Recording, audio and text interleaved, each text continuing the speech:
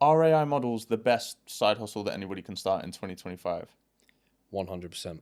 The most unsaturated business model I've ever seen. Fastest growing as well. It's not just the fact that AI models are fast growing, it's the fact that the technology is fast growing. Pretty much everything in the space is going viral, like AI videos, AI pictures, like, AI voice, all of this kind of stuff is going viral. So even if you don't specifically go into, let's say, AI, OFM, or that kind of side of things, AI models are going viral. So, e-com stores, people are starting to include AI models within that area. AI influencers, just to kind of replace themselves. If they want to go chill on a beach in Miami, but they've got to do a podcast or something, they can now do that with AI. So yes, AI models is the best side hustle, specifically AI OFM.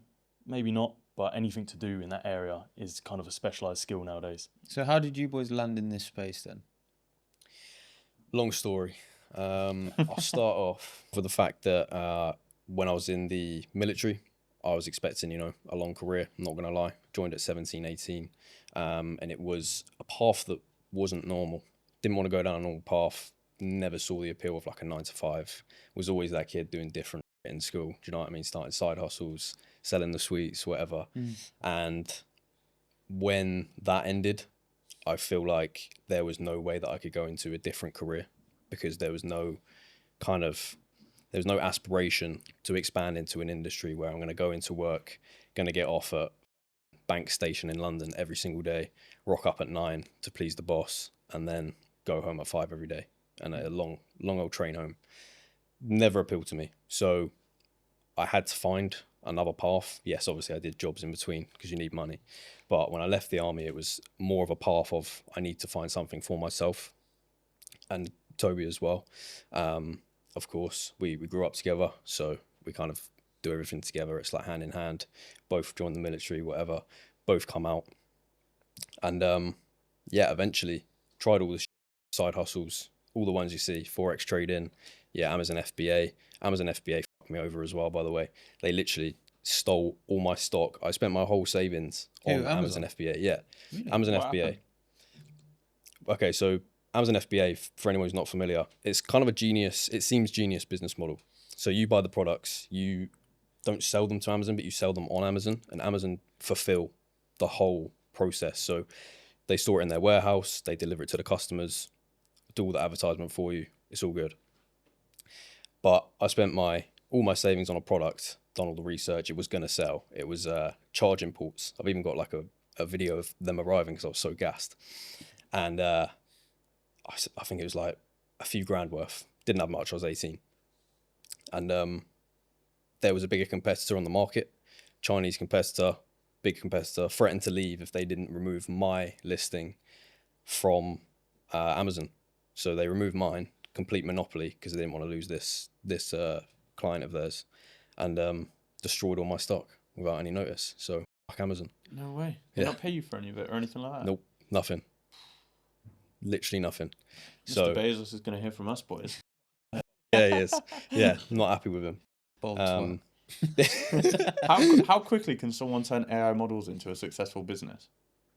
Depends on their work rate, really. Like if there's someone that's working a 9 to 5, come home, go to like gym for 2 hours, and then spends 30 minutes in the afternoon cracking on with the AI model, probably like 3-4 months if you're lucky. But that's not even that bad though for somebody For a that's like in a normal job that wants to like kind of break free. Half an hour a day actually isn't that bad, really. Yeah. Me and H have been doing 14-hour days for the last 3 years. Yeah, exactly. Yeah. Do you know what I mean? That's what I'm saying. I think when you build multiple things at once, that's kind of what you're expecting. But for a business model where it's so basically laid out, just by hearing it exactly what you need to do. You need to make the girl, you need to then build them a social presence, and then you need to sell whatever it is, whether that be you get deals with brands or you go the kind of OnlyFans route and start selling NSFW content, which is of course a lucrative business model. Not for everyone, obviously. What's NS? Not safe for work. Oh, okay. So yeah, apologies. It's basically nude content. It's a very basically laid out, and if you know the steps, you can spend half hour on it a day, as Toby was saying, or you can spend 18 hours a day if you wanted, and you could have everything set up by your first day, making money by the second week. A lot of people who we coach and we have coached literally are making money within the first 3 to 5 days of joining because it's all laid out. It's so simple. How much money is there actually in the space? Because obviously we know in the OFM space, people, it's an addictive industry. So once you kind of capture somebody, churn's low, they're paying consistently for the content, obviously. But a big chunk of that has to go to the creators. Obviously, you guys have kind of jumped past that. And I'm guessing you don't have to pay these AI models anything. You just create them and you take all the money.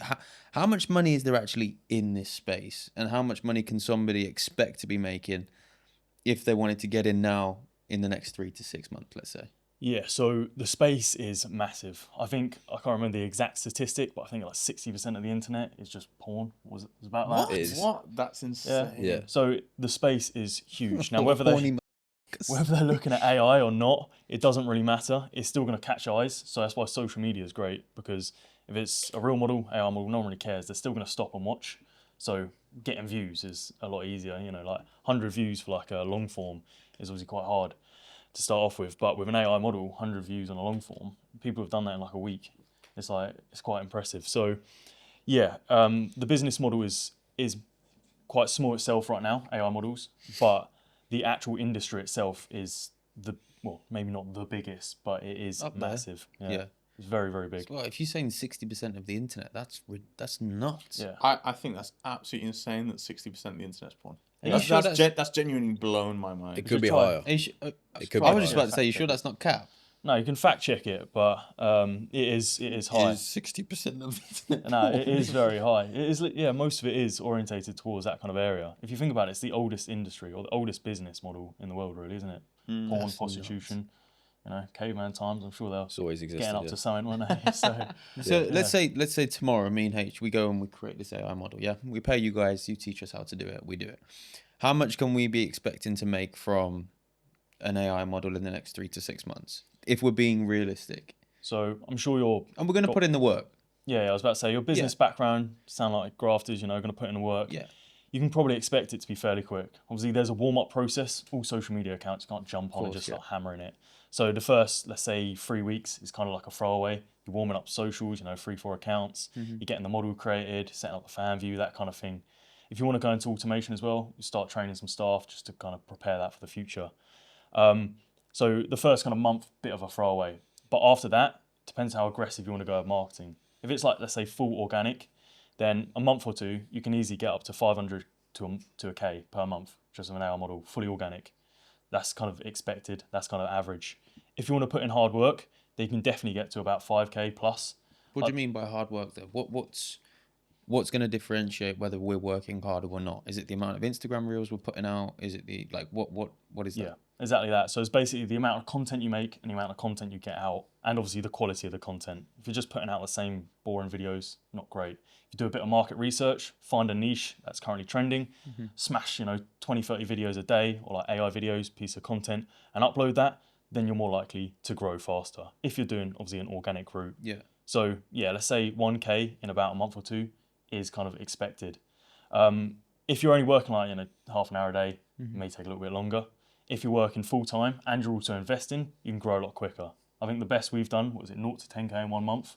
Yeah, we've done one a creator? series. One creator, yeah. Yeah, we've done a YouTube series on it. We documented us That's fucking going sick, from boys. Well done. 0 to 10K. Yeah, thank you. And yeah, cheers. And that was when the business model was even smaller. So you can grow pretty quickly, and especially if you go viral. As you probably know, virality is the key for pretty much everything. Attention. And exactly. And that's why we like to use Instagram a lot, because Instagram, it is like a portfolio. It works very well, but the chance of going viral is quite high for AI models. Because on TikTok, it's most likely going to ban you because of the industry. Yeah. It's AI, it's not going to like you. Whereas Instagram is slightly different. Chance of virality is higher, and you're more likely to get the attention. Plus, quite a good target audience. There's a lot of losers on there, a lot of old guys. I love the content. So Little simps. yeah, pretty much. So, I mean, if this is too much to ask, just let me know. But how much? Where are you guys at? You said you did 0 to 10K in 1 month. How long ago was that? Over a year now. Yeah, it's over a year. So where are we at now, then, gents?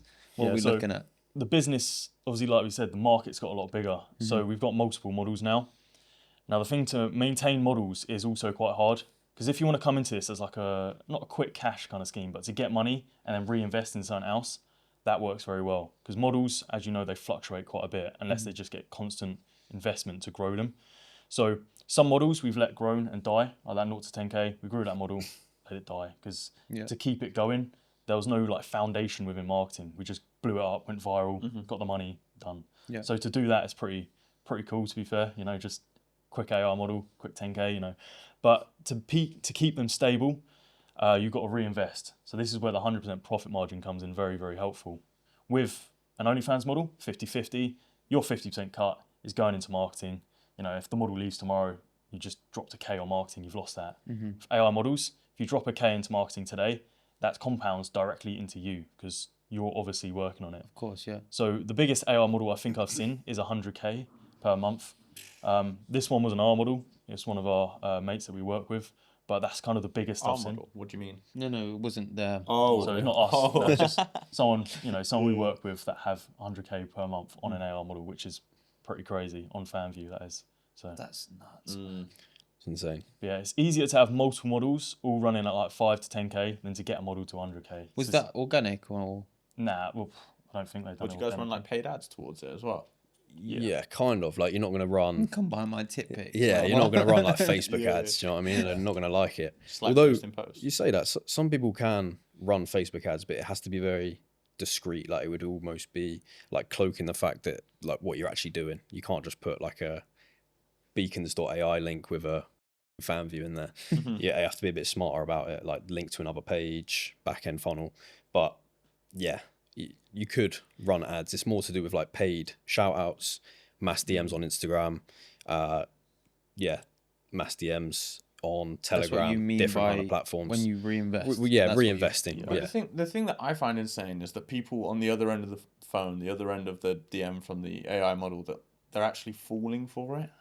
Yeah. I don't know. To me, it's just like, it's just insanity that somebody like would see the page, and like this is no offense to you guys or discredit to you guys at all, but like that somebody would see the page, because I feel like for me personally, like if I ever was to see something like that, well, like, I actually saw your video that went viral, like instantly you know that it's AI, right? Oh yeah. But like yeah. the person on the other end of the phone sees that it's AI, I'd assume would notice that it's AI, but then still proceeds to pay and have chats in the chat feature within the platform and like create a bit of a connection towards the AI model. Yeah, so that's kind of the dynamic. A lot of people think they kind of use the word like fooling, or you know, how do they believe that?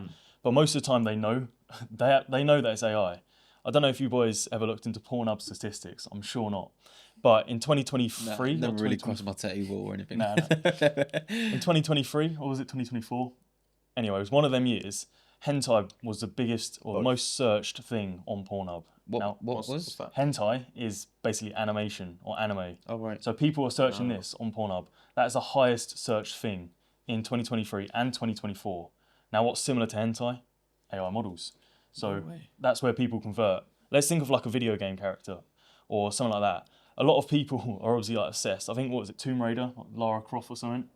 People love that actor. And I think the search, there was a spike one time, this time last year, I think it was on Pornhub, where it was like a 1,400% increase in searches of that name on Pornhub, which is nuts. So if someone was to make an AI model, which looks very similar to this character, and then maybe puts it in the similar niche, then why would customers not go straight across? Yeah. If they can talk to their favourite anime character or something like this, why wouldn't they convert across? Well, if you think someone goes across and has a look at a Lana Rhodes video or Mia Malkova, they're the first two heads that come to my head. They know they're never going to bang them.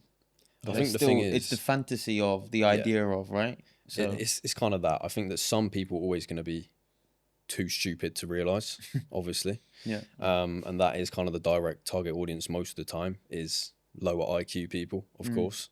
But when you get onto like an OnlyFans and, for example, you're chatting to like Sophie Rain, there's no way that they actually believe, like in my head, there's no way they believe they're talking to her. She's got like 4 million followers on Instagram, thousands of fans. She does something like 4 to 5 mil a month, right? I think, yeah. We're talking about the Yeah. girl from, they're in like a girl group, aren't they? Yeah, that's right. Yeah, Yeah. That one.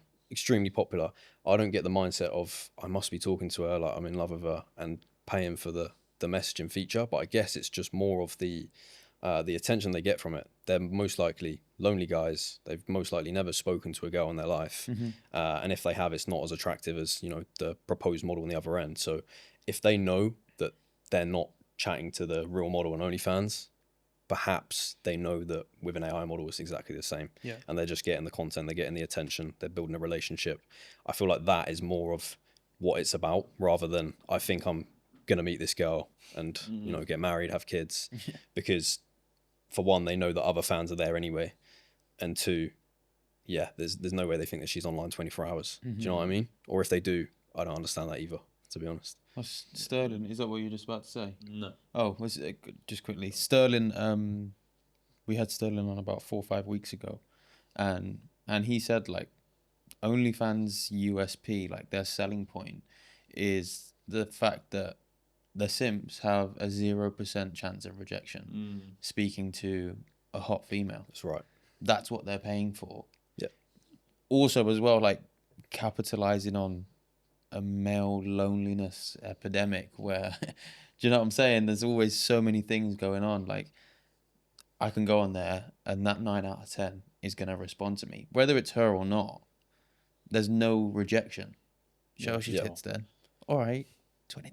Just type in some prompts, generate an image. Yeah. But yeah, with that as well, the customers aren't normal. Like, they're not normal guys. You know, they're not guys you see down in the pub, you know, just chatting away. A lot of them are mental. And when I mean mental, I don't just mean like, you know, psychotic trying to kill people. I mean, You're going like, to fill us in on something then? what they're actually doing is just crazy. Like, what they request from the models, how they treat the women like themselves, all of this kind of stuff is crazy, which is another reason why AI is so significant. Because when I was doing like OnlyFans management, I don't truly think any woman should experience that. It's horrendous. The amount of, like, the way the customers treat the models, absolutely horrible. Just disgusting behaviour. Doing it to an AI model, whatever, it doesn't exist. It doesn't have feelings, so they can't really, like, but the customer themselves, they're not nice people. Like, obviously there's a few just normal guys on there, obviously, but the majority of them... Hate on a bot account. Yeah. Nah, no chance. But yeah, the majority of them, like, they're just crazy. And the ones that are going to spend a lot of money, most of the time, are also crazy. Yeah. So the general rule of thumb is that they're not nice guys, and I don't really feel bad taking their money. If they are a nice guy, you know, they're just a little bit lonely, whatever, they're not normally going to be spending like $4,000 a month on a model, because, you know, they'll have better things to do, other people to talk to. But yeah, most of them are mental. Ethically, how does it sit with you guys? So from like a model standpoint, or like taking the money off the customers? Just in general, everything about the whole industry. Gonna go around? It's definitely, in terms of like, I think that people make a lot of assumptions. They assume that, one, I'm on the laptop chatting to blokes all day, where I'm not. I do have, you know, I never people... made that assumption, bro. No, not you. People assume that, you know, I'm sitting on a laptop chatting to blokes all day, and I find that really fun. I don't, and I wouldn't. Yeah, passion projects, exactly. Surprisingly, there are some people that do it for fun, and they are also like almost like a customer themselves, and they want to chat to the other guys because they're also lonely. It's almost like a role play thing. A bit like, what would you call them? Transvestites, you know, they dress up as women, they like to go out, that kind of thing. It's a proper weird little thing that they've got going on. But ethically, in terms of the customers, as Toby was saying, most of these guys are fucking horrendous people. And that's not even just saying that, especially when you're managing real girls, which is why we wanted to escape that as soon as possible. It's horrible. Like, you hear stories of like customers texting the model on OnlyFans saying, I'm outside your house, or I know where you live, and you have to take them very, very seriously. Which, again, whole new pain in the ass. AI models, fine, whatever. But the guys who do think that the AI model's real and they're still treating it the same way, like, you know, horrendous things, requesting stupidly horrendous content from the model, is even making like our chatters, our sales guys who are trying to sell to these guys, uncomfortable. And it's like, if you can make someone who's doing this all day, every day, uncomfortable by the way that you're behaving. Can you give me some examples? Like, I wanna get a bit of an insight as to like, what are these weirdos saying that's making these guys uncomfortable? That's making you guys think, you know, because it's not just, oh, show us your tits, love. Go on. It's gonna be more than that, right? Like, there's some fucked up fantasies and whatever they've got going on. Yeah, no, there's a lot of them that do a mental custom request. They're actually quite funny and stuff like that, and they do stupid stuff. I mean, like yesterday, one of the chat managers sent over this guy. They were just like, no way, you're not going to believe what this guy's doing. Sent it over, and it's just some guy. You've gone for like a walk, must have bought a tripod or something because the phone's like head height. Set up like a camera, just started doing like a strip dance, and then started wanking off in the woods and just sending that to the model. Yeah, they just sent, like, the model's not requesting this. They're just sending it to the model because they think it's a good idea. So this is kind of the level of intelligence or intellect that this customer is normally doing. Now that is kind of like a funny version, but then think of it, let's say not so funny, in a kind of role play situation, and then requesting that from a model, or even just sending stuff like that to a model. It's just, yeah, it's not. It's not funny. It's funny. I sat here speaking about it, but like when you really deep it, that's disgusting, bro. Yeah, and it's it was actually like horrible. just in the woods as well. Just yeah. Man set his tripod up and thought, right, okay, let me I get bet this it must have been a tripod. It was literally about head height in a field. He's Like, found a really good branch, like he was Yeah. looking for the right what was he joint. doing? I feel like we're in such a good place in the world right now. Like there is so much good. Like everything's accessible to start businesses, whether it is something like the AI models or anything else, any other business model. We can connect with as many people across the world, etc. But we're also in such a dark and horrible place that somebody they don't even feel shame from doing something like that. Yeah. I just can't wrap my head around it at all. Not even not feel shame, but like act like it's normal and just send it out. I think that's the fucked up thing. Because again, if that was someone's daughter on OnlyFans, that's like a whole different story. Obviously, Is like, it, Bro, though? imagine the thing, like obviously they're paying for a service, right? Effectively. But like imagine if they were just sending that to someone and was like, oh, like I'm sending some random girl like a nude. And like that's the thing, like that is in like ultimate degeneracy, like absolutely vile, disgusting Let me just behavior. clarify quickly. That guy was about 60. The model was aged at 18. He was No 60. way. Yeah, no, so it's not even like just, sending it to like similar age groups. It's like an old geezer in the woods wanking off to an 18-year-old makes me and then feel- sending a video to him. Makes So me feel exactly, sad, bro. it is sad. It is sad. And that's normally why I don't really feel bad taking the money off the customers. Because one, obviously they're getting a high out of it, obviously, whatever. But they're also just, losers anyway. And that money's not going to get spent anywhere else better. Like if it was either send it to us or a charity, then all right, yeah, send it to charity. Great, brilliant. But it's not send it to us or the charity. It's either send it to this AI model or go harass another model or down the local brothel or something. Yeah. So it's going somewhere that isn't ethical. So you might as well just take it in the most ethical ways possible by creating artificial models where no one gets offended or hurt or anything like that. I agree that like this is probably the most ethical way to do it, but when I ask the question, I mean like, is it like, for me personally, I don't want this to be any offense. Like we had this discussion before, like I wouldn't feel comfortable. I think I can speak on behalf of Chris as well. I wouldn't feel comfortable doing it. Like I wouldn't feel comfortable telling my mom like this is what I do. And again, like I just want to reiterate, no offense to you guys at all. Like I would never hold it against you guys or anybody else that does it. I think it's sick that you guys have respect worked the really, grind. really hard. Yeah, Yeah. 100%. What I meant was like ethically, like internally, how does it sit with you guys? Like your families, like did they know about it? Are they all okay with it, etc.? Yeah, so I guess this kind of comes back to a military background as well. Like, when you're in the army, your objective isn't to be really kind and ethical and sweet. So coming from that environment into this, it didn't really feel like a big change. If anything, it was probably like an upgrade in kind of moral standards, let's say. Because, obviously, the army, you're trained to go to war, go to kill people. That is the job role. So you're trained from doing that to just, helping models market and getting someone to chat for them so they don't have to. In terms of like family and relations, yeah, they don't really care. It's fine as well. Once again, once they understand what we're doing, it's mainly just marketing for models and then obviously getting salesmen on to sell on the back end. It's pretty much like that in summary. Once they understand that, that's absolutely fine. Most people don't care about it. In fact, most girls that I've ever kind of spoken to, like, down the pub, would you do all of this? They had more of a problem me being in the army than they did with me doing this. Really? Yeah, that is true. yeah. Like most I of the time when think- you're in the army, you lie about what you're doing. You don't tell people, yeah, I'm Why? squaddy. Because they don't like it. Because, well, a lot of the time, army has quite a bad reputation when it comes to like lads down the town or, to girls and stuff like that, cheating kind of, mentality, let's say, or that kind of stuff. Whereas with this, it's just marketing really. It's marketing and sales and consulting is pretty much it. So What's the plan for you guys? Like, where can you see yourselves going in the next kind of half a decade? Do you see yourself staying in this space? Do you see yourselves making a shitload of money and reinvesting into something else, which is maybe a passion project or a forever business? What does it look like for you guys? So, firstly, I think this business model is going to be sustainable for the next decade, for sure. Like, it's in its early stages. It's growing rapidly. The technology is advancing. People are becoming more aware of it and more accepting of it, which is quite weird. But the business model itself is going to last. So we'll permanently have a base within this business model unless we do something crazy and f*** up. So that is pretty much going to be on passive autopilot for the next 5-10 years.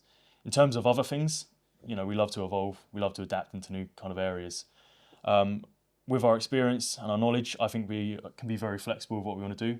Obviously, real estate's always on the table. That's kind of the end goal of most people, really, isn't it? But other kind of marketing things, other businesses within like the general AI influencer area is also very helpful as well. So any things like that, I think personally, we can easily expand into, especially after building quite a good network via a personal brand. Obviously, you guys probably know personal brands are just golden. Yeah. If you've got a good personal brand, you can kind of network into all sorts of areas.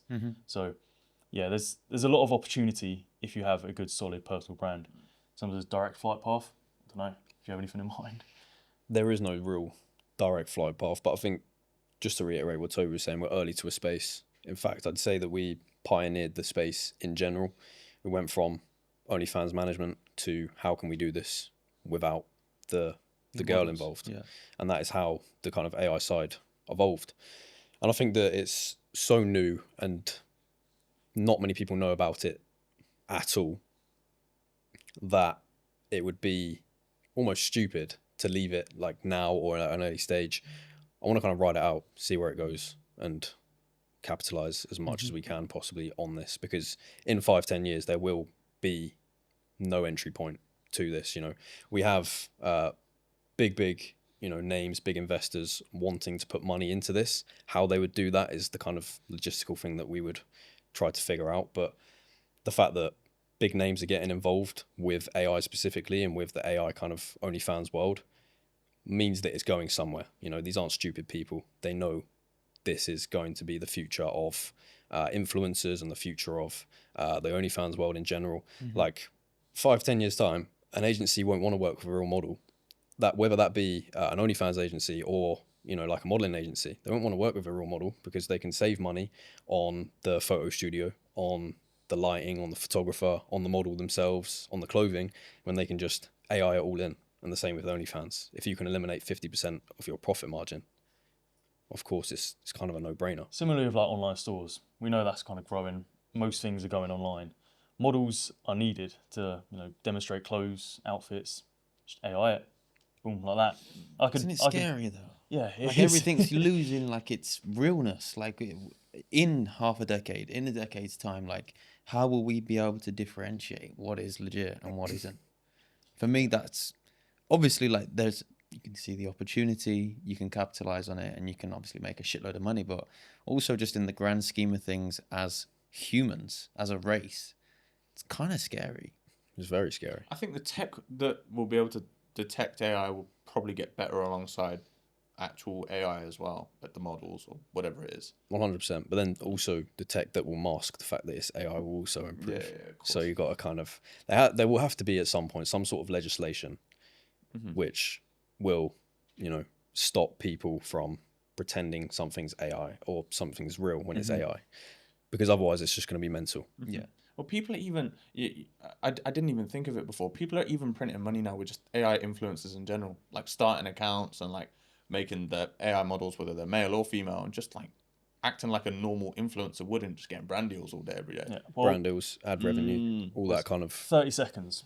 That's how much voice that you need from a person to be able to clone their voice, pretty much get them to say anything. If I spoke for 30 seconds, I can put that voice into a generator, type in anything I want, and it will directly replicate my voice in kind of real time. So if I wanted to, I could clone both of you lot. You need to Probably do it by tomorrow. I'll be able to type whatever, and you'll be perfect lip sync on a screen. Have you seen that guy he does a podcast with ChatGPT? Like he sets up a mic on his phone like with ChatGPT open, and you'll sit there and go back and forth for like an hour, having a convo with the guy on ChatGPT. That's crazy. Yeah, that's It pretty is nuts. insane. And they actually have. I haven't sat and watched Probably a it. I good saw some convo. clips. Yeah, the convo, like the questions and the convos are actually all right. Yeah. Genuinely, and it's like insane. Like when you really break it down, obviously I know you said like just create AI clones of us, but like there probably will be, well, there already is a podcast with AI, but like there probably will be pods that will just be solely AI in the future, like everything else. Yeah. To swing the combo a little bit back towards the degeneracy, let's say, I'm curious, gents, what is it that you actually sell in regard to the content? So obviously, like, we can create an AI model and she can be in a bikini and she could do a little dance and stuff like that for IG Reels. But from my understanding, not from personal experience, from what I've been told, and also obviously we've spoken to a few guys in the OFM space and how that works, more often than not, the subscriptions is just like the base stuff, but where you actually make the money is in the conversations, right? When people make certain requests and then the models would go and fulfill that. How are you guys staying up to date with that kind of stuff? Is it like a set, I don't know, these are the photos that we created, these are the videos we created, go and have a look and you can pay for X, Y, Z and we're creating new photos? Or in the chats when people are saying, I want you to write my name on your tits and send me this, that and whatever. How do you guys work around that and navigate that with obviously the AI models? It will mostly be via the chatting kind of aspect. That is the reason why people will subscribe to, you know, a creator platform. They don't go to OnlyFans to just look at porn, or they'd go to the free websites, of course. They go there because there's a specific creator online that they like the look of, that they want to talk to, and maybe on the way to talking to them, they want to buy nude content. That's kind of the idea. In terms of like subscriptions, a lot of people see the fact that it's a subscription site and think, yeah, you need like thousands of subscribers to make decent money off it. Say it's a $20 subscription, you need 1,000 subscribers to get, you know, 20K a month. Whereas realistically, you can have a free subscription. It's just the entry level and then you upsell. Yeah, off the upselling from having salesmen on the account, that's the real power. I mean, it's the same as any sales funnel, right? You could sell a course for $5 and then have salesmen ring them up as soon as they buy it and then upsell them on the back end. It's pretty much the same thing. They're buying a subscription at a very low price and then our sales guys jumping on them, talking to them, and then upselling them content. In terms of like the type of content, it's kind of what you'd imagine. I'm not going to lie. There's not many descriptive words that I could use. It's nude content, it's videos, whether that be fully AI videos or face swapped videos with consent, of course. Big problem that people have with this industry is, unfortunately, there are some badly behaved people that will take, you know, nude content illegally, face swap it and pretend that it's someone else. Obviously, you need consent forms on things like FanView and OnlyFans to be able to do that type of thing, of course. But whether it's, you know, the AI videos or the face swap videos, we will have what we call pilot models doing custom content. So if a customer wanted, you know, I want you to finger yourself from behind and turn around, touch the ground. Yeah. We could get a model to do that, face swap it, or in fact, just cut the face off and, you know, it's just the model's body. So there's tons of, well, an endless amount of content that you could go through that customers can request, and we can pretty much fulfill their fantasies as they want them, as, you know, an AI model.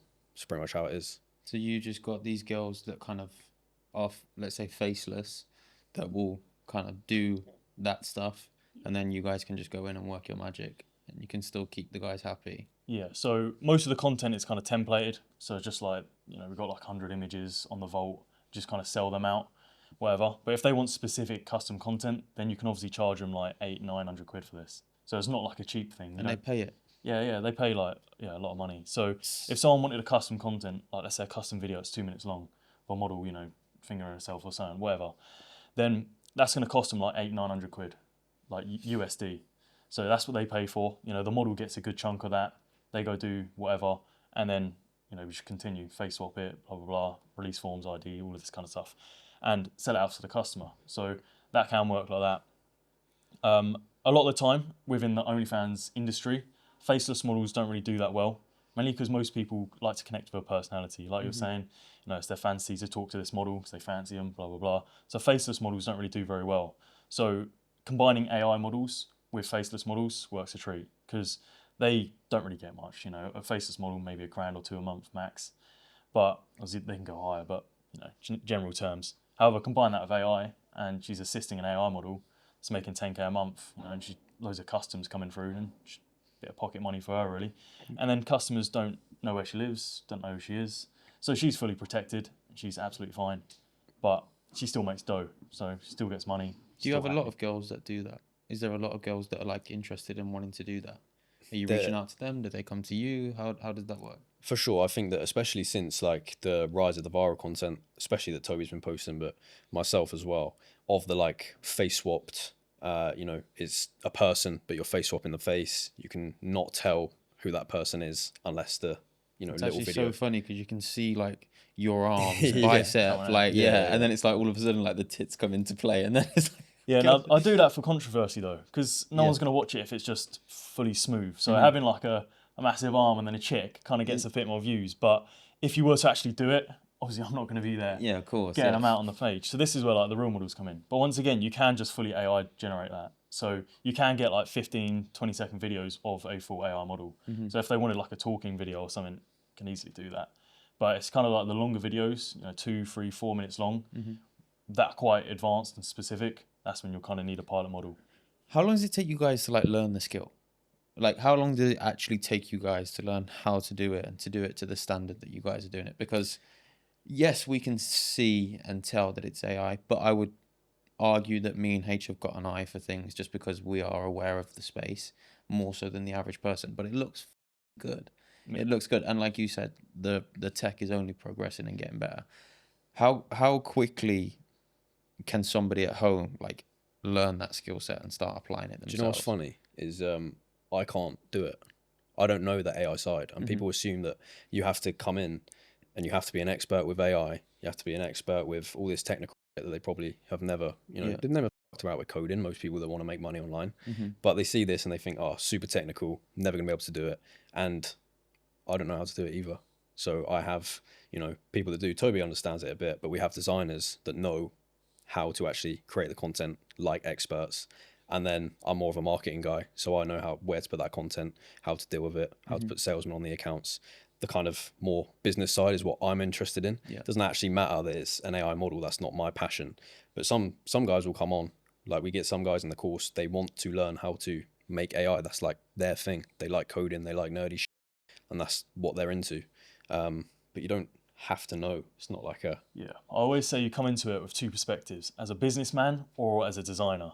Most people come into it from the designer perspective and then convert straight across to the business one, because they realize if you come into it from like a designer perspective, you've got to learn all these advanced ways of creating AI models, which even to this day, I'm still learning because it's just evolving so quickly.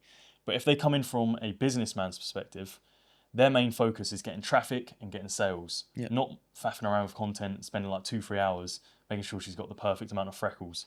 We don't care about that. We get someone else to do that. And if we want to make, some content on the side, we just have like a generator, which we simply type a prompt in or put an image in and just kind of get an output, which is similar to that prompt or image. So as a designer, it's very easy. You boys could literally type in a prompt right now and get a model on the output if it's been set up for you. Yeah. If it hasn't been set up for you, you need a designer to make that model, almost make like a template. So then if you want to replicate that, you then type in the basic prompts and commands to be able to get that model on the output. So it's not that hard. The designer kind of time frame, I'd normally say about 2 to 3 weeks. If you want to get like absolutely 10/10 perfect content, probably about a month or two. But if you're coming from a business perspective, you can start making AI models today and start printing money today if you wanted to. Why are you learning how to do it then? Me? Yeah. Because I've got a mentorship program and I want to keep the students most up to date as possible. So I don't learn how to do all the nitty gritty stuff, but if I understand how to operate the workflows and teach kind of the business perspective on how to use it, then that's good enough for me. For example, You can offer more value to the guys that pay you guys. Yeah. What are some of the biggest lessons that you guys have learned about business then? Let me jump into that one.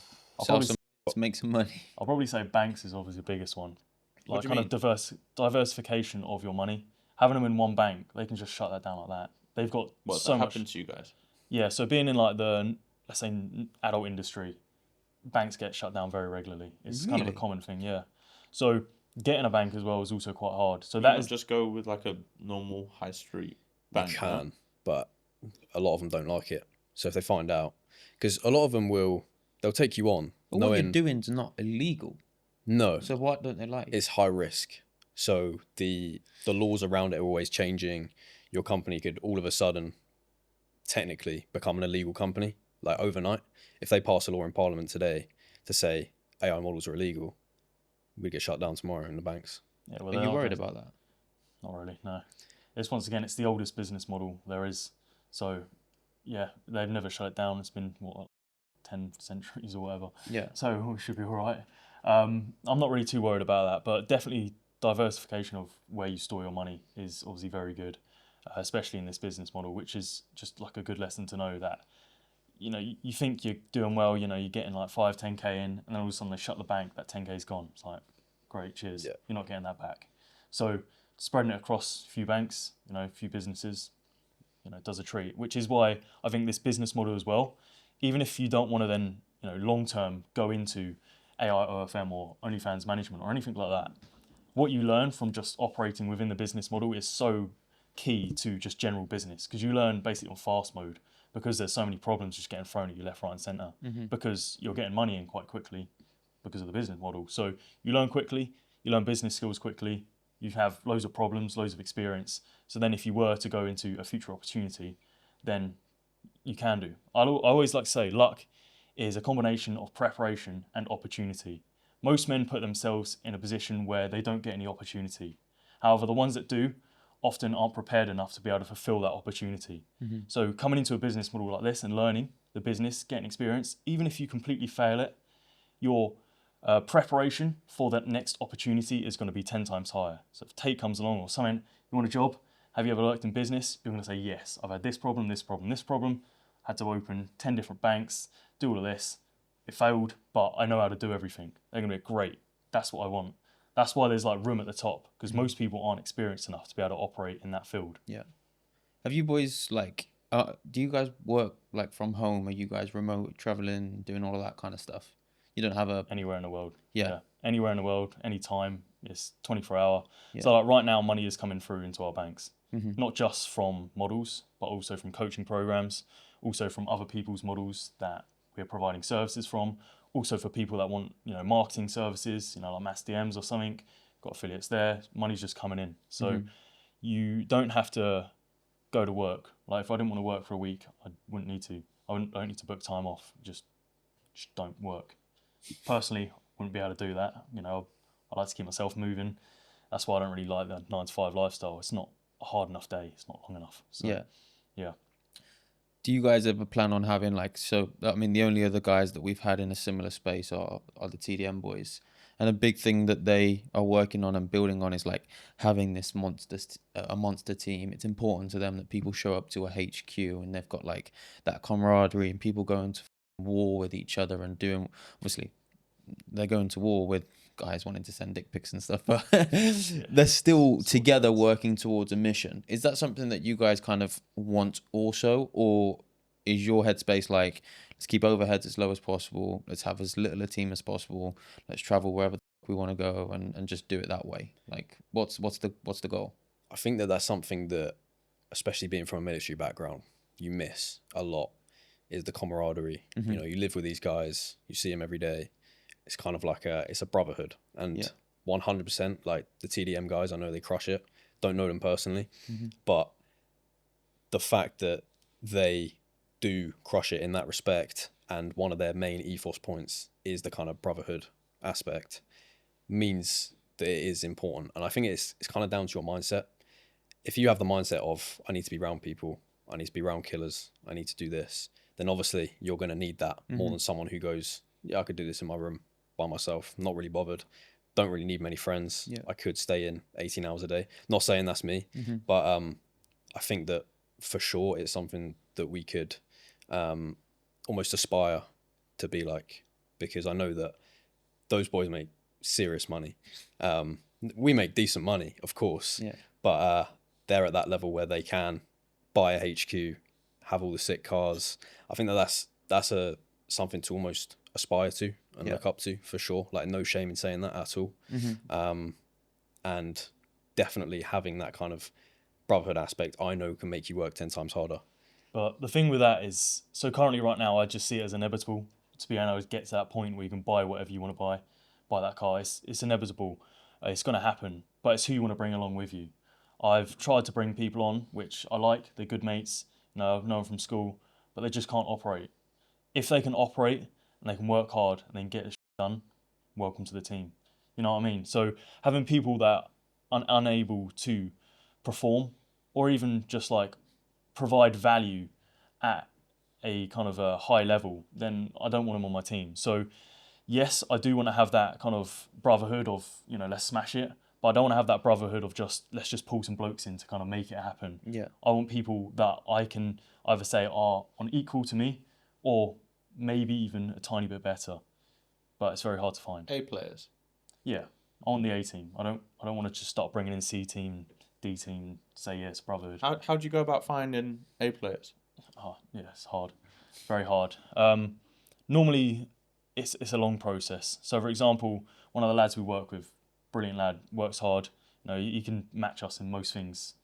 Slightly less experience within the business model, but he started with us probably about 7-8 months ago. He started from ground zero. He's getting paid like $300 a month for like a month or two, maybe 3 months. He was getting like literally nothing. Mm-hmm. The only reason he was there is because he could just see the long-term vision. Mm-hmm. He was patient, he worked hard. Even though he was getting barely anything, he was putting in the hours and he was committing himself. And now, he's with us printing like 4 or 5K, I think he makes per month now with us, helping with all the sales and stuff like that. So it's like, that's kind of like an 18 player, someone that sticks it out, doesn't need instant gratification. Fitness is obviously a massive one as well. For the fat, what are you doing, mate? Like, you're not here. So it's all of that kind of things just combined into one, and they work hard. What is it that separates an A player from a B player? I'd definitely say education, so like intelligence and hard working, I guess. Like the application of education combined with someone that can work hard is always going to be the best. Like no man walks into a room uneducated and unwilling to work hard and comes out successful. Like no one does that. If they're educated, they know what they're doing, they've got a bit of experience, or they're willing to learn from our experiences and then also apply that to themselves and then work hard, that's an 18 player. Even if they're in the early stages, it's still an 18 player. I think learning's a pretty underrated skill that people overlook quite a bit. That's how they keep the society weak, honestly. Like the education system is done. Like you can sit on ChatGPT, have a conversation for 3 hours. You're going to learn more information than you did in a semester. I was just going to say like just learning in your own time, because like I completely agree about the education system, like to an extent, right? But like people have to go and learn the basic things somewhere. Like there has to be some type of system. Like there's not one size fits all. I agree, but then how do you manage that? Really? Yeah. Like that there isn't, like it's quite hard. Maybe they'll do it, maybe they won't. But like I'm talking more so like outside of that, like understanding how to learn things, because they're never going to teach in school how to create an AI model. Really, maybe one day they might do like AI lessons. I'm sure they will, but like it won't be specific to that. No. Do you get what I'm saying? It's like understanding how to commit yourself to learning something, and like understanding that there's the correct place to get dopamine, not subscribing to models on FanView or whatever it is. Yep. And it's like learning the skill there. I think that comes with mindset and culture. They don't want people to do that. They don't want people to teach themselves things. They don't want people to learn. Why would they do that? Elliot said the same thing. Going to get them crushed. It's easier to control. Exactly. So I think that comes from a culture and mindset position. If that's why, once again, that kind of male environment is very good. If I'm here sitting here listening to a podcast or whatever, because that's how I learn, someone else is going to do the same within that environment. So that's where it kind of comes from, bringing a C team to an A team. You can bring them up, but yeah, culture, mindset, it's all shifted so people don't teach themselves things. They just follow the line and they continue doing what they've been told to do. If everyone was in a position where they would want to teach themselves things, then everyone's going to start doing some mad stuff and things are going to change a lot, which they don't want. I would argue for the long-term plan for the business, hiring or bringing in C team players. Like I know you said like, oh, I want to bring in like guys that I knew and guys that I trust, and the guys that are going to be loyal to me, that respect you, respect the business, respect your passion, the mission. Bring them in as a C team player, similar to like what you said about the dude that's working alongside you guys now and has been for like 7-8 months. If you can bring somebody in that will commit to the mission, that is going to put in the hours and is willing and open to learn, isn't that better in the grand scheme of thing as business owners, to have somebody that trusts that you can trust, that is going to be loyal to you, that is going to put in the hours. And like, you can teach how to be better at sales. You can teach how to build a funnel. You can teach how to market. You can't teach morals. Yeah. Someone's either they got it or they don't. So I would argue bringing in 3, 4, 5 A players, yes, they might get more done. Yes, conversions might go up. Yes, revenue might go up. But that cunt will leave you as soon as he gets offered a pay rise somewhere else. Yeah, for sure. Do you know what I'm saying? For sure. Yeah, with that as well, I think It's like finding that balance, isn't it, though? they can still be an 18 player and be uneducated. Like, What do you mean? What do you mean by They that? can still be like 18 value, let's say. Mm. They, work hard, they're putting in 17-hour days, they're reading, they're podcasting, they're doing everything. Yeah. That is still, in my mind, like an 18 player. Even if they're not, fully educated and Up fully to trained, speed within they've got the that craft. potential. Yeah. So when I say like C team, I more mean like the lazier people. Right, The I'm with people you. that aren't willing to put in them. They'll do like an 8-hour shift, great. That's fine. But yeah, that's kind of where I see it, where I think I kind of might maybe explain that a little bit wrong, where I was saying they have to be perfect. They don't have to be perfect. They just have to have the perfect morals. The way that I kind of understood it was, you said, I only want to bring someone in that's either on par with me or better. Yeah. But naturally, if you've been in the space for a couple of years, it's going to be hard to find somebody that's on par with you in regards to skill set, mentality, education. Well, that's Do you know the what I'm thing. saying? Well, that's the thing with finding A players, though. I mean, like, we're not in the time now with our business where we're hiring the top of the top, the best possible guys to work within a business ever that are getting 100, 200K a year, right? Like, we're not in that position. But like, from the stuff that I hear from like the likes of Hormozy or like other guys, they're very big on like finding the team members, finding the A players that are already up to scratch, and they come into your business and make a significant change instantly, and you just see a return on that money straight away. Yeah, I Comes think with timing, though, doesn't it's it? similar. Like, not everyone could be a business owner. Some people do have to work, and some people enjoy their time off. I think that would be more of your C team player, where they're turning the clogs, they're doing the work that maybe I couldn't stand to do, like chatting for 8 hours on a thing, 7 days a week. Couldn't do it. But these guys, they just have their routine. But when their shift ends, they turn off and that's it. Yeah, and they enjoy it. And I think that's absolutely fair enough. In fact, like a world full of 18 players, there'd be no room to compete. So it's like, I'm quite glad they do exist, and I'm quite glad that they do happily work for, a wage or commission, or, they earn their keep, and they're happy to stay in their lane, as bad as that sounds. Yeah. But they want to just keep shifting. They enjoy You the need time those off. guys. Yeah, for sure. Exactly. How are you going to build a business without them? Very important. You can't. Well, not some people like might just be chasing the remote lifestyle, easy, like 2-3K a month, and like that's perfectly fine. It's just like down to the individual, right? Absolutely, no, 100%. Well, I we think touched that on it briefly before Yeah. before we started recording. I mean, most of the guys that we hire, whether they be from the UK, from the US, they want to travel, they want to be free, and they value that as their wealth. I think that wealth can be perceived as freedom. It can be perceived as, how much money you've got. And some people, perceive it both ways. But a lot of people will prefer to have the freedom and be able to travel about, not have a boss. Yes, they have to clock in at a certain time if they're, working for us, doing chatting or whatever. But also, if they get the job done, they can you don't care where absolutely they have. are. Yeah, exactly. And Yeah. most of the guys that we hire aren't obsessed with chatting to blokes online, for example, just one area of our business. They're obsessed with that exact factor, just the freedom, and they want to work online. They want to be their own boss, earn their own money, and they want to earn what they're worth rather than going to Tesco's, clocking in. Doesn't matter if you hide in the toilets all shift, you're still getting the same amount of pay because it's when you clocked in.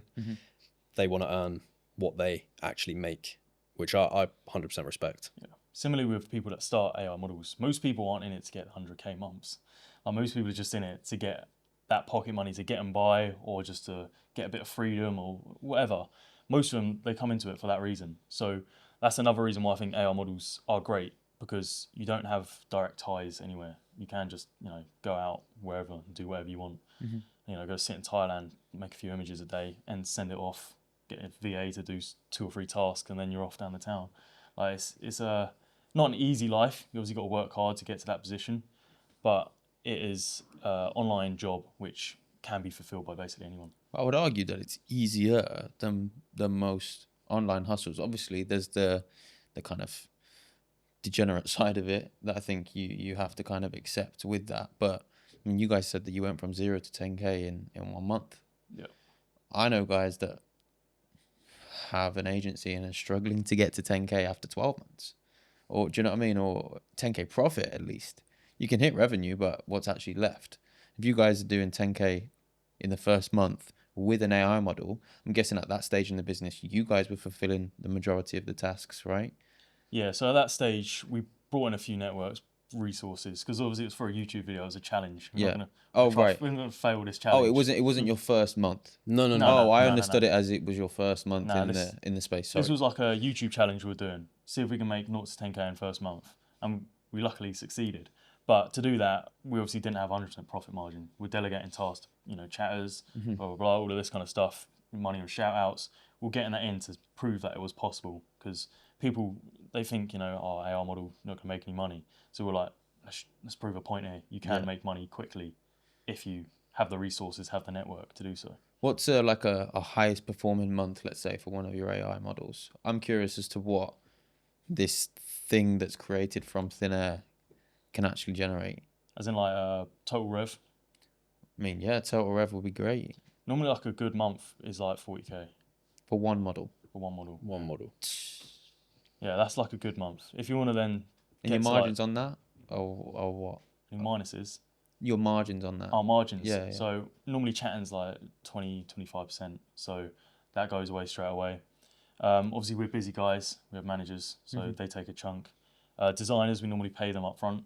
So, we do that. But most of these things you could do yourself, but You'd rather just we ain't delegate for the we don't freedom. really have time for that. So just delegate, and get it done. So total profit for us, I don't even know the margins because you just do some like mass DM, cost this, blah, blah. So I don't know. It could even be like just below the 5-figure mark. Like, do you know what I mean? It's not about the margin itself. It's the same with, running a fucking, if you say to me, you make $1 million a month on ecom, but your margins are 3%, are you making $1 million a month? Do you know what I mean? I think that's kind of something that people misconstrued, and they think that there's no way people in this world make 10K a month, which is obviously not true. I mean, you look at Jeff Bezos, he just bought a sub yacht to his super yacht. Do you know what I mean? To house all his staff on. And you're telling me that 10K a month is impossible. Yeah. It's not. It's just something Because that... he stole all your products. Yeah, Isn't it? yeah, exactly. He's fucking stole all my chargers, so he sold them. But yeah, it's something that people say that is impossible to do, but it's because they see that paycheck come through that's, maybe 3K, maybe that's a really good month for some people. And I'd argue that it is quite decent. You can live quite decent on like, 3 to 5K a month in the UK. But all of that's yours. Whereas if you're making 20, 50, 100K, 50% of that's at least is not yours. Do you know what I mean? You're running a business. You can say you make $1 million a month, but your actual profits and what goes into your pocket is going to be a lot less.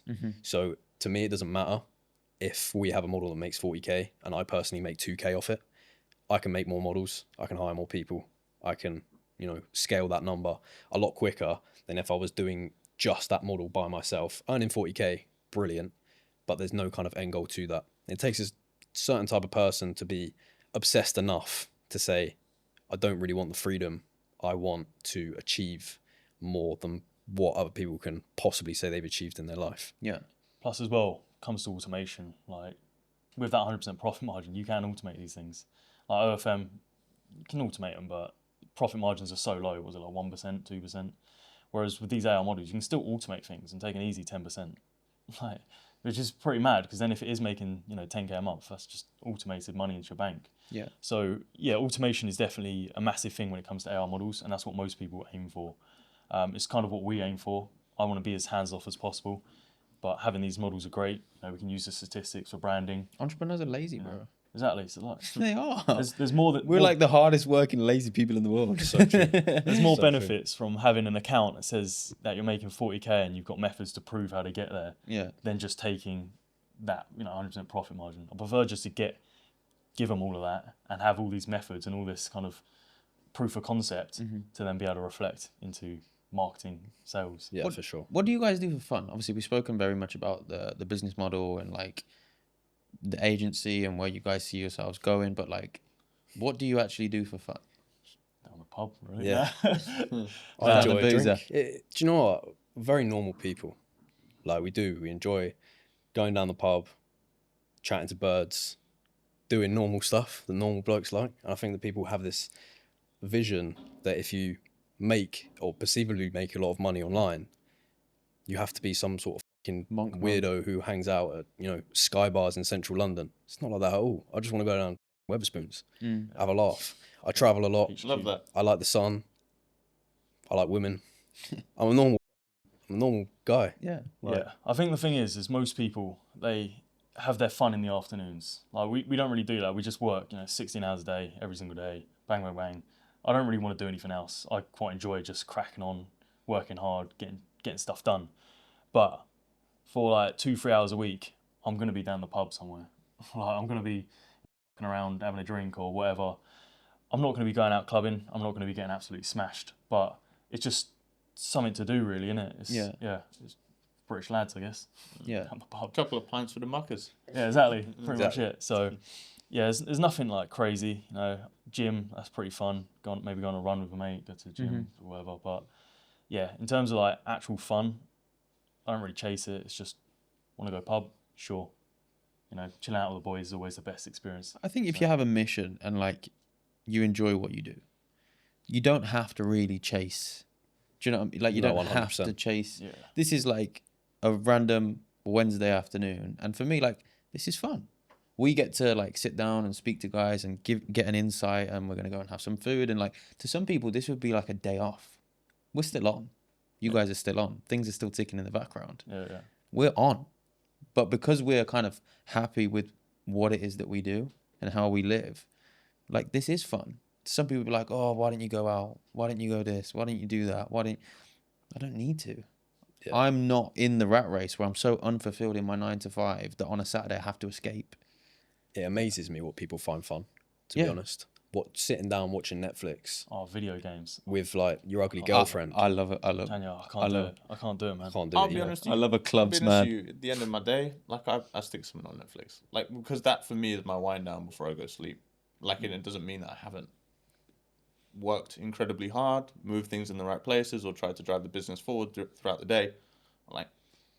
Like me personally, I enjoy sitting down and like watching half an hour of a movie before I go to sleep. Yeah, When was the last time we went to the pub and had 3 beers? We it's don't. true. It's just our version of We pubs, just- to be fair. yeah. It wasn't it's, a it's dig. probably about Yeah. No, It no, wasn't a of course. dig. I wasn't saying, I don't like Netflix and I think that's lazy. Fuck you, H. Fuck you, yeah. Anyone's in bed with Netflix. Nah, it's nothing like that. Yeah, but It's I'd- individual, isn't it? I'd But say, Absolutely. I'd say there's 2 ways to look at it. I feel like the norm, like most people chase happiness and fun, right? Whereas the other way to look at it, and I think this is where true happiness comes from, although it's not directly correlated with it, but it's fulfillment, right? Like you drive the business forward, you go on the run, you build connections, you learn how to articulate well, you read, like where real dopamine comes from, fulfillment, delayed gratification, like that's where the real fun comes for certain individuals, right? Yeah. It's not so much the fun activities that you were speaking about, which are like individual to most people, but like that's not where it comes from. Like from you guys and from us, and I think most entrepreneurs, like that's somewhere where you can relate. Is the fun is fulfillment. It's fulfillment of achieving said thing. I would then also argue that a byproduct of all of those things comes the money, the successful business, the traveling, the female attention, which most people think are fun. Yeah. But it's delayed. Yeah. yeah. Plus as well, but along with that, it becomes the constant need to check your phones. Like sometimes it's like 1, 2 in the morning, and I'm like, yeah, I need to check that. And I get out of bed, my missus there. She get out of bed and I go check it on the computer. So stuff like that where people don't really see or realize. They kind of envy the lifestyle, but don't realize that sometimes you're going to have to just When no get one's out of bed. watching. People envy the Crack on. lifestyle, but they don't envy the sacrifice, and that's why they'll never achieve 100%. what they want. And I think they know that though. They all know that. They like people that are working at Tesco's. The reason they haven't pushed forward is because they know that they can't be asked, and they're just happily just kind of tick around, which is once again it's fine if they're happy, great. But a lot of them aren't happy, and they still know that if they want to, succeed, they need to put in the work, but they just don't. And that's kind of like the wiring that I don't really understand. It's never kind of clicked with me why someone so unhappy would just leave that to be. We have one shot Yeah. at this life, man. It's in our own hands. Well, it depends what people want out of life, right? Like literally, like you said, like it's if someone's like happy doing those normal things, like it's fine. Yeah, But there's some people that aren't, and I don't think that there's a right or wrong to either side of it. It's just however people decide to live their life, like the fulfillment that we get from doing adverse tasks, for instance. Like some people might get the same fulfillment from the first thing that's come to my head because you said it is the pub, but instead of it being 3 hours a week, they might do, I don't know, 10. That's probably a bad example. All-nighter. Yeah, that I wouldn't recommend, but I don't know. Let's just say it's just going out for food with your pals like 3 times a week, for instance, like, and just living the kind of normal lifestyle, like, and building a family normally, like that might be that is fulfillment to some people. Yeah. Whereas to others it's not, and I really just think it boils down to the individual. Yeah. Massively. I think it's almost admirable in my mind that you could be satisfied with that. To be honest, I genuinely wish sometimes No, that I could sit down and be entertained by mundane things, but unfortunately, and my life would be a lot easier if I could. What's mundane though? Like, what do you mean? Like, because I can happily sit there and like. To be fair, actually, I'm looking at it as like I was gonna say like I can happily sit there and like I can just do the most boring possible thing, but like I'll do it, and like because I'm mentally strong, like I'll be able to kind of get through. The same guy that texts me at like 11:15 at night, bro. Why the don't we have Lambos yet? Like, bro, that is No. It's not the same as well. But my point is though is like I can sit there and I can do, for instance, like it's probably a bad example because it's like something that has like a positive correlation on my life. But like I can go on the Stairmaster for an hour. If you were like go on the Stairmaster for 2 hours with no headphones, like I would do it just because mentally like I'm good. But it's like and that's quite mundane. But like, what is the mundane things that you just don't understand? I think I quite like doing that. That would be like something I do for fun. It's the fulfillment after though, right? Because Yeah. it's the fulfillment after. It's not during it. Because fuck me, it's shit. I was listening to a podcast at the same time.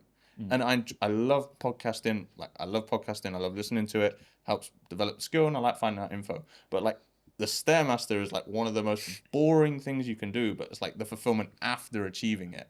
When you said that you're gonna go on for an hour and you do it. Yeah. I think that's what I meant by almost mundane. Is something that you get nothing out of or get very little out of. Going to the pub, it's fun. You might feel fulfilled if you do it once a week and you think, yeah, I had a good time. Doing that every day, boring. Watching Netflix every single day as soon as you get home from work, boring. You get nothing out of it. Whereas doing, some invoices on a random afternoon, boring. People don't enjoy it. I don't enjoy it, but you get something out of it. But then the one thing that changes that dynamic, and you boys guess it, chicks. If you're sitting there watching Netflix with a chick, the whole dynamic completely shifts, doesn't it? It just makes it 10 times better. If you're going to like a cinema or going to a shopping centre and you're by yourself, you just want to shoot yourself in the head. But if you're with a chick, they're like, oh my God, look at this, look at this. And it's just like, it just makes you happier, doesn't it? So Female attention. I think that is the one exception where you can fulfill mundane, boring tasks that I don't normally want to do, but you can get some sort of enjoyment out of, is women. Which is why I think, well, obviously most men are probably going to be like, oh, I'm a misogynist or whatever, but I think that's why women are so kind of essential for a man. Like a man and woman should belong together because, mate, I'm not enjoying clothes shopping unless I'm with a chick. I can tell you that now. But you have to find the right chick that doesn't want to just clothes shop with you and just watch Netflix. Yeah. Do you know what I mean? That's going to understand that, right, okay, today is a 15-hour shift. Yeah. I'm not going to respond to you. It's the one that's not saying why you're working so hard. Yeah. I quite like that, but then if they try to pest you to stop working, just like, come on, get a grip. But that's the thing as well, because before, like, I've currently got a girlfriend, but before I had a girlfriend, I didn't know what day of the week it was. I didn't know what time it was. I didn't know anything. It was work. You both said it gives you no like matter a what bit time. of I a was going to structure, say, it's doesn't it? good. I mentioned this on the Elliot pod. Well, no, it was before we started the podcast with Elliot. There was like when you don't have a partner, you don't literally, as you said, it's like all you do is like just work 24/7. Like purely self-development is how you live your life. It's like I'm going to war every day, but it's like actually having a partner makes you realize that it's like it's okay to chill out for a little bit, and like the relaxation could be needed, and like just to separate yourself from just constant development in all areas of life. And it's like it's a bit of a positive thing as well. Like that hour Netflix before bed when I was single, like I didn't do. Like I'd finish work and I'd go swim, or like I'd just go on a walk for an hour, because there was like nothing better to do in my life other than just develop myself. Yeah. Yeah. Yeah, no, exactly that. I do agree. I think it's almost a form of achievement though. If you're doing something with a girl, you're forming a relationship. It's for the future still. Never looked It's at it still like that. it's still like for a purpose. Mm. Whereas, as you said, by yourself, doing like things you know that you shouldn't be doing them, and there's no excuse, is what will. I also fuck think you as over. well, like not having a woman. I mean, I can only speak from personal experience, but I have a high sex drive.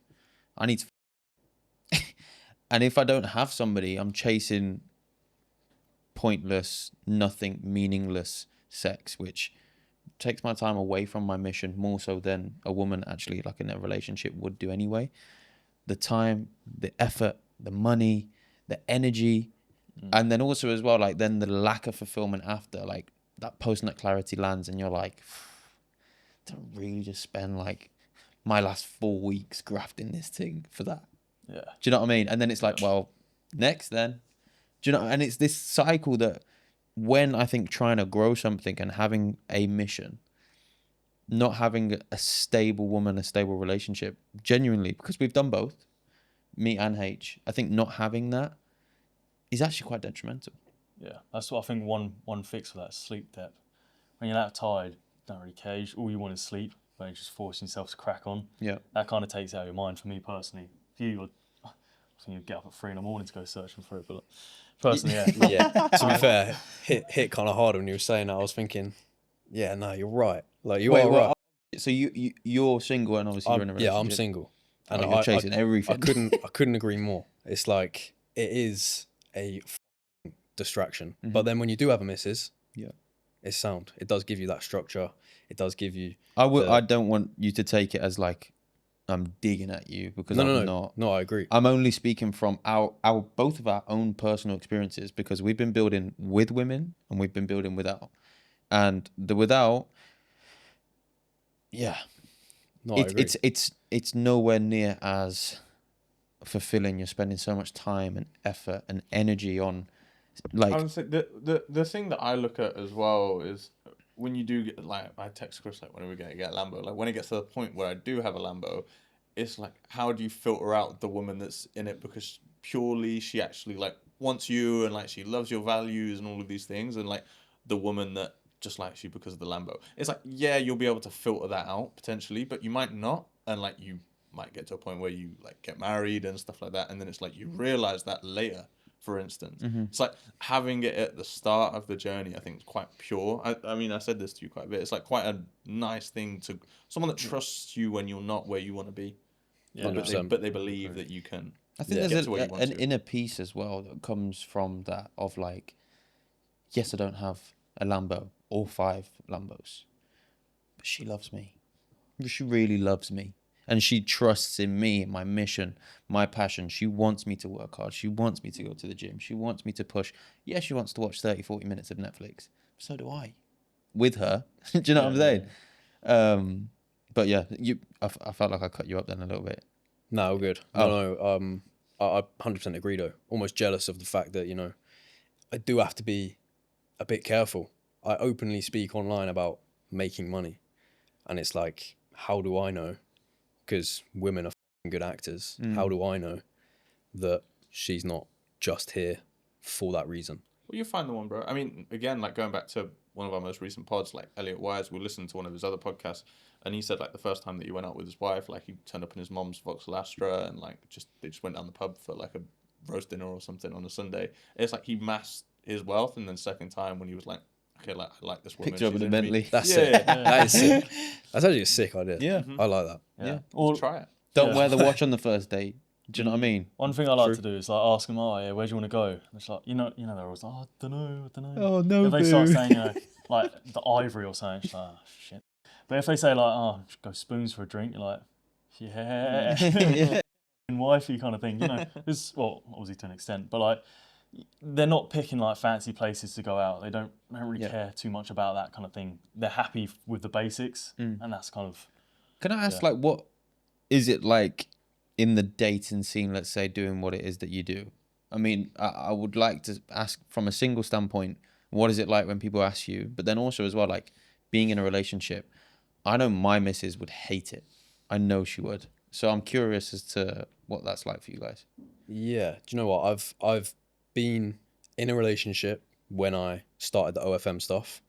I've come out, been in another relationship during, and now single. So I almost talk from all perspectives. Yeah. When I was in a relationship and started doing this stuff, obviously she was unhappy. I'm not going to lie. Mm-hmm.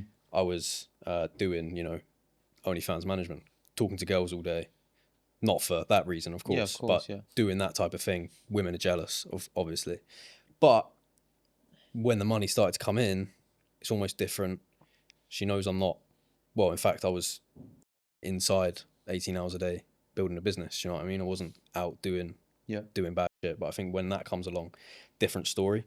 And then that ended for whatever reason. But being in it and making decent money, I've never ever had, honestly, never had a girl have a problem with what I do as long as I'm upfront about it. Although I wouldn't know if they knew what I did and didn't want anything to do with me because they like can ignore me or whatever. Mm-hmm. But women I've had conversations with never care. In fact, it's almost like a plus. It's something different. Really? It's something that earns money. Yeah, it's like chicks like different stuff. If you're like the same guy doing the office job or working at Tesco's, nothing stand out. Doesn't matter if you're making however much money. I say like OnlyFans and like the AI models. I know that it's new, but like OnlyFans and that type of stuff is like instantly associated with making money as well, right? So For like sure. a woman can understand For like, sure. Yeah. you guys are doing all right. It's What not do for you the do? pleasure. OFM. Do you know what I mean? AI. Yeah. Yeah. So I think it's one of them. It's like, I personally have never experienced anything bad from it. Mm-hmm. I don't know if that's because I'm so open about it and wouldn't try to lead someone astray, say I don't do this. Yeah. Or whether women really just don't seem to care. Mm-hmm. I'm not sure, but either way, I've never had a bad experience personally. What about you, missus? Yeah. Well, yeah, she's fine. She don't really care. Like, I think, Otherwise, it wouldn't have had misses. yeah. Yeah, true. I think with the real models, a lot of girls did ask questions. Oh, don't get me wrong. Like, what kind of goes on there? And obviously at the time, me and Carl were single, so we'd go away with the models. Go on holidays and stuff, whatever. So that would obviously be like, you wouldn't really be able to date a girl if you're doing that. But when it comes to like AI models, yeah, literally don't care. Like zero fucks were given really. Once again, they had more problems when I was in the army. Like most girls hated that. It's quite weird.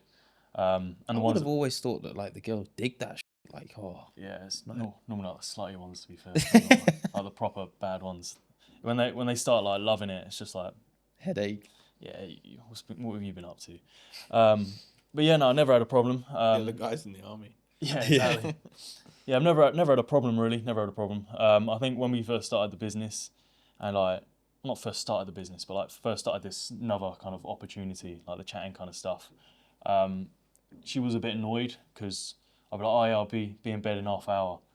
Like 4 hours later, still typing away. She goes to the toilet at like 4 in the morning. I'm there in my boxes, just like sorting some staff out because they've decided to quit or something. It's like stuff like that. They obviously get a little bit annoyed at that, but that's kind of the entrepreneur life. And in the long run, they find that attractive. Like they love the work rate. Yeah. They can see that I can do a 24-hour shift, and they're like, they don't know many other people that can do that. If you know what I mean? So it's always that kind of proof of strong mentality that they do like. So it doesn't really matter what you do, as long as you can provide and show that you are, the nuts, the man. Mm-hmm. I love it. I also think that the right woman will buy into the mission and understand that he's doing this now. It may not always be the case, but also the nice car, the nice holiday, our nice apartment, the birthday present that he got me. All of this stuff is a byproduct of those 24-hour shifts. Yeah. Those times at 4 a.m. when you're in your boxes when every other fuck is asleep. Yeah. That's why I get all of the luxuries that I get. So it's also like the delayed gratification of that also. Yeah, and I guess it's then giving them that kind of late gratification, like you said, so that kind of dopamine hit that they get from that by seeing you do that. I sacrificed the Sundays on the sofa for 10 hours doing a Netflix binge. Yeah. But then in 2 weeks he surprised me and we went Lake Como for 4 nights and it was amazing. Do you get what I'm saying? Sacrifice, for sure. Yeah. I think as well, it's like, if you see like your man as a female as the boss, you know, he's the boss of other men, he must be top G status. Then I think that's attractive as well. Yeah. Like, it doesn't matter if you're selling AI tits or whether you're running an e-com store. The same thing. You're managing staff. You're telling people what to do. All that shit's the same. Do you know what I mean? So it's the status that comes with it as well. Fair. I've got a little funny story, and you'll probably love this one because I know we haven't got too much time left. But one time we were out down the pub, brought some chicks back, great. But then one of our managers said, "Oh yeah, Chatter's quit," and it's like half an hour till midnight, and this person's just about to get like a 2K day or something. They're like 100 quid off, but there was no staff in the account because he just quit. You give the laptop to the girls? Nah. Oh. He was like, "That's not happening. Let's fucking do this." He jumps on, gets a laptop, and starts trying to sell. And I think he made about 500 quid in about half hour. So, but we were pissed, obviously getting to 2K. We're like, yeah, come on. The girls are just there like, what is going on? These lot have just made 500 quid. Yeah, or Yeah, but they're just like, how much you just made? Like 500 quid in like half hour or whatever. Just They've smash never it. seen that. Yeah, and we're just there like, you know, pissed, sub-optimal. We're just here like, come on, boys. Yeah. Like, just I got know- it I know done. what story you're on about flex. Yeah, Yeah. it was on one of our models as well. So just, you know, if anyone's coming to work with us, we weren't doing that on your models. It was one of ours. Yeah. But like, yeah, it was just, that was a good laugh, to be fair. Me and him were having fun. They were just there watching like what is going on. But yeah, little stuff like that. Little wins. I can't say we've got any relatable stories. Like, oh, look at our landing page conversions, babe. Don't really hit the same, but Yeah, no, it is quite funny. It's quite funny. But yeah, some funny like OF customer stories. Yeah, like loads, they do mental stuff. Like back to what we said at the beginning, that guy in the woods doing that stuff. We had one guy that had like a little tiara he used to put on, or like what's it called, the little ballet dress things, whatever they're called. oh, He used to pay the model to tell him what to do. So he would be like, oh, you know, tell me to punch myself in the face, and he'd tip like 10 quid. And the model would say it on like a voice note or something, or like an AI voice note, and he would do it, and he'd love it and stuff like that. It was like, what is going on here? And he'd send videos of it. And then there would be like another one that would like pay the model to watch his twerking videos and stuff like that. And he would tip like 200 quid. just to watch it. Yeah, he'd just say like, no, I'm not going to watch it, because you can see when I opened it. And he's just like, oh, please, tips 200 quid. I'd watch it. What? Oh, you're writing. I'm not gonna watch it. Nah, not like me and him. Oh like, yeah, but I'm saying like. yeah, from like kind of the model's standpoint, yeah. Saying, no, I'm not going to watch it. And he tips, like, please watch it. Just like a video of him twerking, like, what's going on? It's so fucked. Yeah. It's actually so. It's very entertaining, like, business to be in at some points, of course. Yeah. Like, shit like that doesn't happen in Tesco's, does it? Yeah. Some bloke gets his cock out and starts. Well, you'd be worried if it did. I don't know if I'd be able. I genuinely don't know if I'd be able to do it, boys. Yeah. I know you guys are kind of past that point now, Yeah, for sure. but Yeah, no, at the start, you always do think, like, at the start, I was even thinking, like, we need to get out of business model, blah, blah, blah. But then when you see the amount of money coming in as well, you see that no one actually really has a problem with it. Like, people that you talk to, you tell them what you do, they don't really have a problem. So from, like, an external standpoint, you always think, yeah, it's going to be that moral problem. But when you're actually doing it, no one treats you any differently. Mm-hmm. If anything, they just love a laugh, like down the pub or something. They would love they're to hear a asking story you for like the this. stories. Yeah. Yeah, like obviously when I talk to like old army mates, they obviously ask stuff because I was still doing this when I was in the army. I was deployed in Norway for 4 months, but I had like 4 models accounts to manage. So I was here, I had like 3 phones, and I was just there till like 4 in the morning, just like texting away. As I get up at 6, just 2 hours sleep most nights. That's nuts. Just, yeah, and then I'll be out, you know, patrolling the area, doing drills and stuff like that. Straight back to Instagram marketing, 2 in the morning. It's like stuff like that is. Holding the AK to selling the fake tits. Yeah. Is just. And people would ask questions, and I'd just be like, "Don't worry about it, but look at this video," that kind of thing, and they just love it. Really, it's quite funny.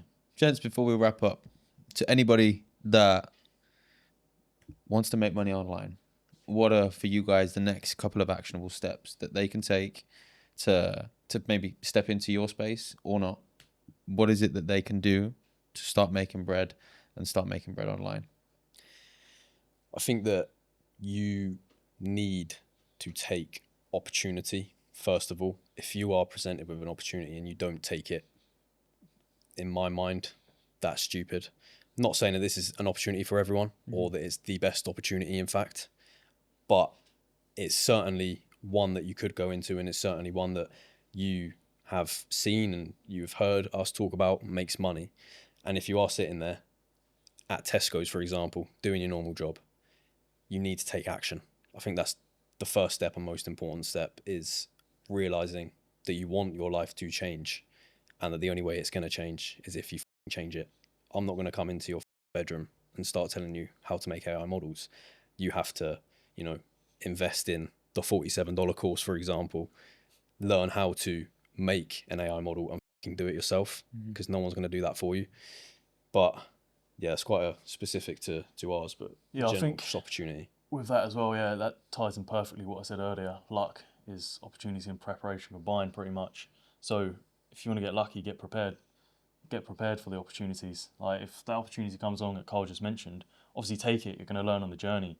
But if you're absolutely clueless with everything, you don't know how to teach yourself, you don't know how to learn, you don't know where to find information to then be able to improve, you're a bit stuck. What's the take quote that you always say?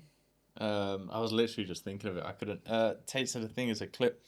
He's like, oh, what is this like? Work. It basically the fundamental of it is like work every day, because you might get lucky. And if you no, what is it? It's like if you work every. Don't miss a day. Oh yeah. Don't miss a day because you might get lucky, and if you work every day, never miss a lucky day. It's like something along those type of lines. Yeah, but it's pretty much that. Like if you're, clued up on what you're doing, even if you get a good opportunity, bad opportunity, you can fulfill that. So just get educated. Learn how to get educated. Learn how to educate yourself, because you're not going to get a handout. No one's giving you a handout. No one's going to say it's a good skill. No one's going to say, come here, I'm going to teach you how to do this. And if they are doing that, most of the time that knowledge is not going to be very useful. So it's either going to come from paid courses or time into research. So go and get the boys' course. We'll have the link in the description, and they're going to give us a 25% affiliate link of all sales. Give you 100%. No, I was joking, but 100% would be great.